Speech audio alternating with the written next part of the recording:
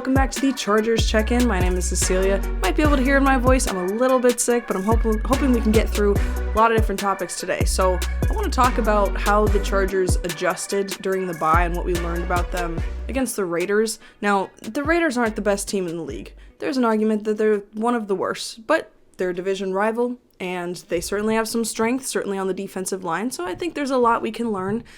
And the Chargers approached this game, I would say, very differently than they have approached most games this season. And one of the marks of a good coaching staff is your ability to make changes. And I think the mid-season change at the bye is important. You know, that's one of those things that Andy Reid is always good at, right? It's hard to beat the Chiefs after the bye. This year's a bit of an exception, but you know what I'm saying, right? When a well-rested team has time to prepare, that's supposed to be when they're dangerous, right? And, you know, the Chargers look dangerous right now, 8-4, and I want to go into this coaching staff and figure out where do we stand with them. Jesse Minter, right? He is the most well-loved by the Chargers fan base of all the Chargers coaches. And against the Raiders, he showed a willingness to blitz that we really haven't seen before. And that's something that, you know, I think a lot of us were expecting when he was first hired. We thought he would be the blitz-heavy guy. He turned out to be the complete opposite. You know, it left us wondering, what would he look like with really good edge rushers? What would he look like with a really good front? Because the back end was so good. Well, when the Chargers blitz, they're very successful, and they blitzed more against the Raiders. They were, at different points, they were dropping interior guys into coverage, rushing down Henley, Derwin James. I thought it was awesome. I think that's really hard to defend. And from that look, with a bunch of guys on the line like that, it's really hard to know who's going to drop in coverage and who's going to rush. I can hear that my voice is a bit uncomfortable, so I apologize, and I understand that listening to that for a while isn't for everyone. Deion Henley looks more comfortable closer to the ball. Derwin James looks more comfortable closer to the ball, and, you know, I think when you have Elijah Molden in there, when you put Tony Jefferson back in that rotation, you can feel good enough about their ability to back them up, you know, especially against the run, that you're willing to do that. And so I think that's something we're going to see going forward. I think these blitzes need to be a staple of the Chargers defense, whether it's, you know, the slot corner coming in, Tariq Still, if it's Deion Henley lining up outside of the box and, you know, rushing or, you know, simulated pressures, if it's Derwin James coming in, I think the more unpredictable, the better. That's one of the things we loved so much about Jesse Minter last year, is you don't know who is going to drop into coverage, and you don't know who's going to rush, you know, running cover zero at a higher clip than normal, and it made Geno Smith uncomfortable. They looked unprepared for that. It looked like the blitz was the one thing that they weren't expecting, and that makes sense, because that hasn't been what the Chargers have been all year. But one of the marks of a good coaching staff is your ability to change. You know, instead of saying, well, this is our identity, so this is what we do no matter what, you say, our identity is a little bit less tangible than that. You know, maybe your identity is fast and physical, and that's what I think the Chargers defense likes, and that can have a lot of different looks, and I think that's okay. Tony Jefferson back in there over RJ Mickens, who, you know, he's had a good rookie year, but he is a rookie, and I think at times when he's defending the run, the angles he takes they're not quite there. They're not quite right. He can get beat in the open field a little too easily. And I think Tony Jefferson brings a physicality, you know, and a comfort. And I think you saw his rapport with Dante Jackson, that Dante Jackson knew, hit the ball back in bounds, Tony Jefferson has a chance, right, on that interception. That was awesome. I still want RJ Mickens to get some reps in there. I still want him in the rotation for the sake of his development, because he's gotten better every game that he's been in. But he's not there yet. And I think Tony Jefferson is really good for run blitz situations. And I think one of the most underrated aspects of this defense is the corner room. You know, Dante Jackson is looking like one of the best corners in the league, and that is not what he was supposed to be. When he was signed, it was just a classic situation. He is signed. Everyone who was a fan of his former team is like, well, good luck. Same thing with Elijah Molden. Like, okay, they traded for this guy, whatever. And then they look great. You know, Jesse Minter continuing the theme of people look better on his team than they do on other teams, you know? And so I give players credit for that, but also that's a Jesse Minter observation, right? We have to give him a lot of credit. I know he hasn't been as great this year, but I'm impressed with him, and I think he's made good adjustments. That's not the story of the defense, though. The story of the defense is the defensive line. Thule had 2 sacks, 3 tackles for loss, 4 run stops. I mean, He has really solidified himself against the run, and his pass rush is getting better. It's seemingly every game. He looks awesome when he's, right next to Khalil Mack. He can rush from the interior. He had an awesome fourth down run stop against Ashton Genty, who is not easy to tackle, as the Chargers saw, but Khalil Mack plays with so much anger, so much fight. It felt like we were watching college tape because he was just pushing the guy in front of him straight back to the quarterback, as if there was no one blocking him. I kind of felt bad for DJ Glaze when he was up against him because there was nothing there. There was nothing he could do. He couldn't slow him down. Here's Harbaugh on this impressive performance from the edge group. I'm just really impressed with the entire edge group. Thule, his relentless motor, stands out the most. Khalil Mack, he had one of his best games, graded out 100%. It's a formidable edge group. And they all bring a little something different, in the style of play. I think it makes it very hard on tackles, on opposing linemen. There's a different look coming with each guy. A lot of good stuff there. That Ashton Genty couldn't get anything going. 2.1 yards per carry, despite breaking some tackles and, doing what he could. It didn't matter because the running back's not enough, right? We'll get back to that later for the Chargers side. But I thought this was a great bounce-back performance for the defense after the bye. They prioritized stopping the run. They made the Raiders one-dimensional. And when you're going against a quarterback who's not doing super well, who doesn't have a lot of weapons, that's a very effective strategy. And I think it's worth noting they were great against a team that likes running heavier personnel. They showed they were willing to stack the box, willing to really prioritize stopping the run. I don't just mean in who they put out there, but how they're arranging them. Like being willing to stack the box. I know it doesn't feel good to do that when, you don't have like a Pat Surtain out there, but it's very effective at taking away the run early, which is exactly what we said they needed to do. And the Chargers fans should be really happy with those changes on defense. Okay, we'll get to Greg Roman, but I do want to talk about Ryan Ficken. The special teams adjustments. I didn't think things looked totally different over the bye, but I think it's worth noting Darius Davis, to me, looked more confident than previously. He had better returns than he has in the past. He looks like he is running more decisively, kind of finding a hole and just going for it. And I think that's a good thing. He did have that significant mental error that almost cost the Chargers a possession when he didn't communicate with Benjamin St-Juste that he needed to get away, that the ball was going to land there, and Raiders almost got the ball back, right? So that wasn't good, and arguably that's a coaching error, but I guess I would say Darius Davis has been in the league long enough that should never happen, It's hard for me to blame Ryan Ficken for that. The kickoff return coverage still wasn't great. There were some changes made, but you never want to see Cameron Dicker making tackles.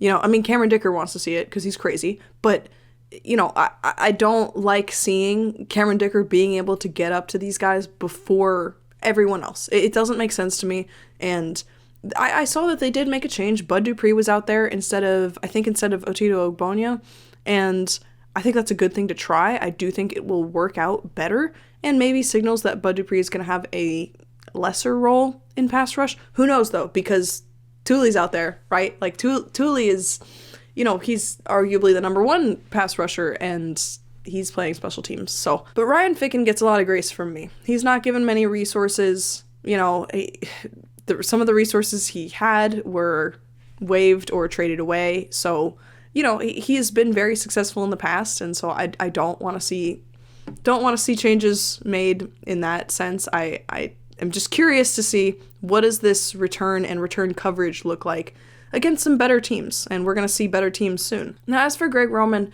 this is the second time this year that I've heard Harbaugh seemingly criticize Greg Roman outright, and that is not something he does often. Listen in. We definitely left the first half of the game. Those two plays that where we didn't get points, that was one of them. And hindsight, we would have had a different play called there. Trey under center, or we could have gone with Conk. We'd have liked to have that back, and our guys overcame it. As a sneak. Yeah, could have. There was a couple other options we could have gone with. Yeah, we were kicking ourselves right after that. There was a couple better options we could have gone with. I think him admitting that they were unprepared is a big deal.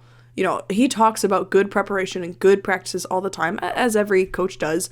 But the fact that he was willing to say, this specific play didn't work, it happened multiple times, to me, like, the fact that he was willing to say, on these short yardage goal line situations, these fourth down situations, we could have had Tyler Conklin run a sneak. We could have had Trey Lance out there and handed the ball off. We could have had Trey Lance run a sneak. The fact that he's willing to say these specific plays suggests that it's obvious enough that he's not worried about, but other teams are going to know that we're going to do this, right? Because if you were worried about that, he'd be like, I thought the play call was fine. Everything was fine, right? Like we're used to him doing, so that people don't see his adjustments. The fact that it was that obvious shows that Greg Roman mishandled that. Now, mishandling it once, that's fine. You don't expect it. Your head is spinning because you have to rethink your whole game plan because Herbert may not be in. Sure, you just hand the ball off to Vidal and hope that he can do one of his miracles, right? Because he did. Vidal looked amazing in this game, but not on 4th and 1 in shotgun when everyone knows exactly what he's going to do. Or 4th and goal, I should say. The issue is that it kept happening. I don't understand what the problem is with putting Trey Lance in and handing the ball off. Then it's predictable, but he can have a blocker in front of him, hand the ball off, you get a guy with momentum. You're giving him a real chance. You're giving your offensive line a better chance. It doesn't make sense to me. And also doing that early in the game, something I said in my post-game live stream that I know some of you watched, you'll remember I said, that will set up some awesome RPO plays later, or an awesome play action play because Trey Lance can run the ball, and I understand they didn't want to put Trey Lance in earlier, and when they had to, it was like 3rd and 7, 3rd and 6, and they just hand the ball off to Kamani Vidal, and he ends up getting the ball to the first down marker anyways. They don't want to put the ball in harm's way. I get it.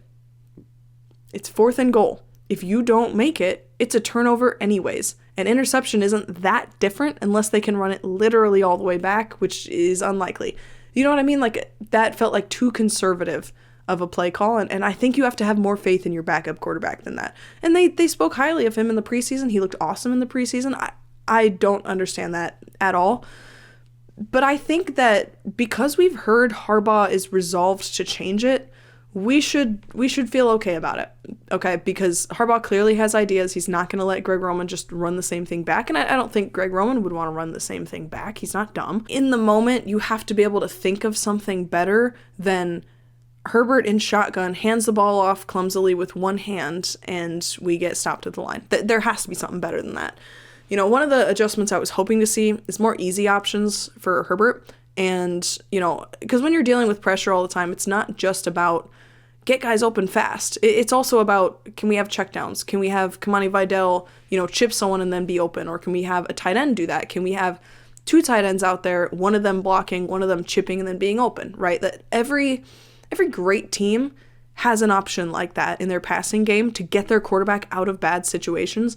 Even if it doesn't always lead to a gain in yardage, it gives you an opportunity for a gain in yardage. It gives, we have so many guys who are good after the catch, right? QJ's good after the catch, Ladd's good after the catch, Kamani Vidal, and, soon to be coming back, Amarian Hampton, who we'll talk about in a little bit. They're all good after the catch. Trey Harris, excellent after the catch. So you have so many different options to work with there. And, you have Arondé Gadsden. We haven't seen him used in that way, but that is a tight end role. I think even Tucker Fisk could probably do it. I did see Kamani Vidal run a couple wheel routes.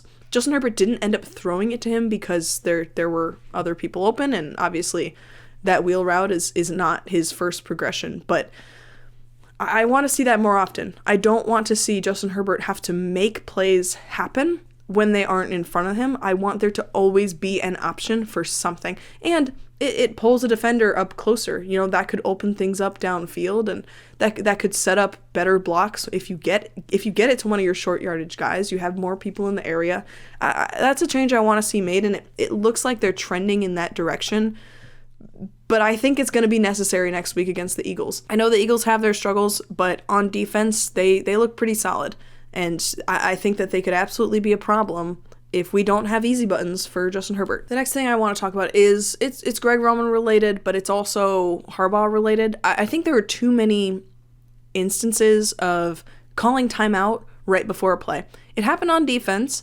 I was okay with one of the times it happens on defense because you see Geno Smith look over and see Brock Bowers covered one-on-one from like the 3-yard line. Yeah, you should call timeout. That is a guaranteed touchdown. And sure enough, they play it out and it's a touchdown, right? And they end up scoring anyway, but only because Troy Dye does a pass interference because he kind of panics, because that's the effect of Brock Bowers, right? That's the impact a great tight end can have. So be it. I'm okay with that timeout because, even sitting there at home, I was like, call timeout. Nope, not good, right? On offense, it's a lot less excusable to me because on offense, you're the one in control. You control when do you break from the huddle and get up to the line. That's one of the things the Eagles are struggling with. They take a long time to get to the line, and then they don't always have time to make adjustments. That leads to calling timeout. It leads to penalties. It leads to just disjointedness from the wide receivers if they get the playoffs successfully. And that's not something you want to see on the Chargers, who generally get everyone lined up at an okay rate. It's just a lot of the time, especially in the red zone, Greg Roman is calling plays that are predictable. He does not have many pass sets in the red zone, but often in the red zone, you have to pass. That's the reality, right? That's fine. You have to have a wide playbook in the red zone because, you're on a tighter field. It's harder, it's more limited. That's when you have to be creative, because when you're predictable, Justin Herbert is going to see, oh, look, they predicted what we're doing too accurately. We need to change the play. So he changes the play, and then they throw an interception because what is he changing the play to? What does Greg Roman have for him as an alternative? And it's still within the realm of what is predictable, and I didn't love the route run that led to an interception. I didn't think it was a great job. I didn't think it was a good read from Herbert. But you have to ask, why do so many of his interceptions come in the red zone? Why do they happen at the goal line or in the end zone? And to me, the answer is the play calling is at its weakest in the end zone. And I think that's a big problem. I think it's a reflection of Greg Roman, but it's also, Harbaugh's going to feel that impact because a lot of the time they're calling timeouts because he doesn't like the look. And it's the offensive coordinator's job to create a good look, to create good matchups, to get your guys in a good situation so that your quarterback doesn't have to kill a play at the line. I don't think it's a coincidence that his interceptions often happen near the end zone. That has to change to protect the football. And one of the problems is the Chargers don't use motion a lot pre-snap in the red zone. On that play, in Justin Herbert's interception, there was no one in motion, and so Justin Herbert may have believed that the Raiders were in man coverage and they were in zone, and that is absolutely the difference between an interception and not. And so I look back at Greg Roman and I'm like, sure, Justin Herbert shouldn't have made that individual play. That was a bad play. But he only makes these bad plays in the end zone. So that reflects back on Greg Roman. So I'm not thrilled with that. I do think overall he called a perfectly fine game. I have to give him credit for that opening script, right? Anytime you take 9 minutes or so, whatever it was, to score a touchdown, that's great. I love to see it. And the opening script is a great reflection of who you are as a coordinator. So got to give credit to him for that. In terms of looking at Harbaugh, with all these injuries, with these backup tackles and guards and all that, they're 8-4. Same record as the Colts. Through all this. In this league, no one looks unbeatable. All right, that's all for me. Thanks for being here. Please like and subscribe. Really appreciate those who do. And I'll be back later in this week to preview the upcoming game.